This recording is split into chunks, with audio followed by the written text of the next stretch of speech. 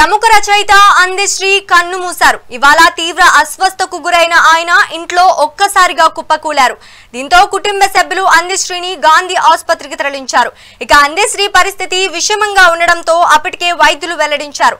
తాజాగా ఆయన చికిత్స పొందుతూ మృతి చెందినట్లు వైద్యులు తెలిపారు. ఇక ఆయన మృతితో విషాద ఛాయలు అలుముకున్నాయి. తెలంగాణ గేయం రచించిన అందశ్రీ తెలంగాణ ఉద్యమంలోనూ పోరాడారు. ఇక దీనికి సంబంధించి మరింత సమాచారం మా ప్రతినిధి మల్లారెడ్డి లైవ్ ద్వారా అందిస్తారు. మల్లారెడ్డి చెప్పండి. అందశ్రీ కన్ను మూయడంతో ఇటు సిద్దిపేట జిల్లా మద్దూరు మండలం రేపర్తి గ్రామంలో విషయాలు అనుకున్నాయి.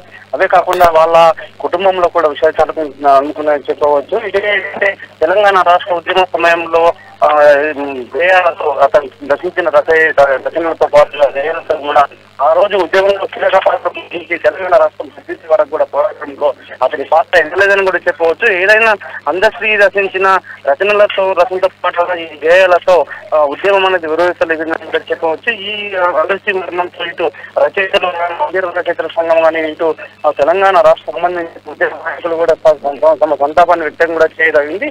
ఇటు అతను కూడా అతను స్థలం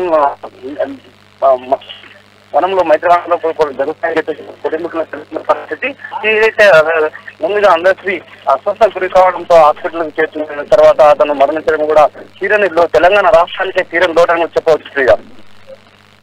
థ్యాంక్ యూ మల్లారెడ్డి. ఇక దీనికి సంబంధించి మరింత సమాచారం మా ప్రతినిధి వెంకటరెడ్డి లైవ్ ద్వారా అందిస్తారు. వెంకటరెడ్డి చెప్పండి.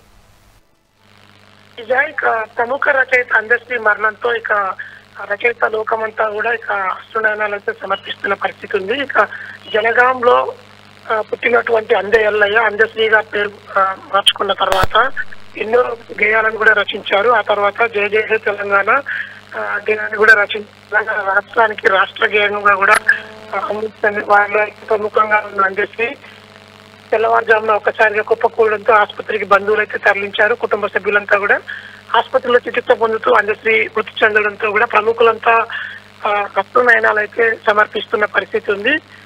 ఇటు సినీ లోకానికి సంబంధించిన ప్రముఖులు అదేవిధంగా గేయ రచయితలంతా కూడా ఇటు అందశ్రీ మరణాన్ని తట్టుకోలేక వారంతా కూడా దిగ్భ్రాంతి వ్యక్తం చేస్తున్న పరిస్థితి. ప్రస్తుతం లాలాగూడలో కింద పడిపోయినటువంటి అందశ్రీని సమీపంలోని ఆసుపత్రికి తరలించగా ఆసుపత్రిలో చికిత్స పొందుతూ మృతి చెందారు.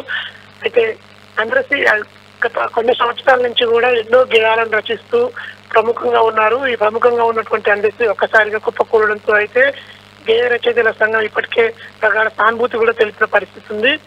అందశ్రీ ఇలా ప్రముఖులంతా కూడా సందర్శించే విధంగా ఇటు తమ ఇంటికి తరలించేందుకు ఏర్పాట్లు అయితే చేస్తున్నారు. పోస్ట్ మార్టం అనంతరం కూడా అక్కడికి తరలించిన తర్వాత కూడా మధ్యాహ్నం తర్వాత లేదా రేపు అందశ్రీకి సంబంధించినటువంటి అంత్యక్రియలు అయితే జరిపేందుకు ఓవైపు సిద్ధమవుతున్న పరిస్థితి అయితే ఉంది. నిజం. రైట్. Thank you Venkatareddy.